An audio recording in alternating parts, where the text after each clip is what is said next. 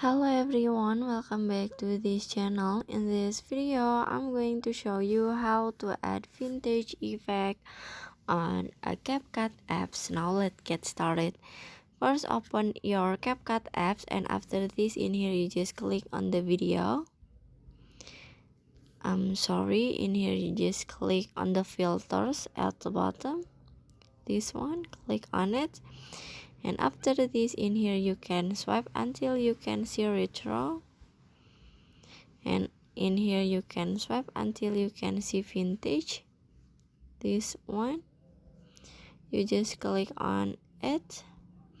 And after this, in here you can adjust the filters. You can swipe left or right this icon like this.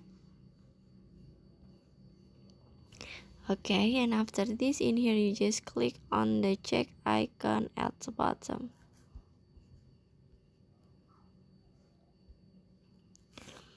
And now you can set the effect until the end of the video.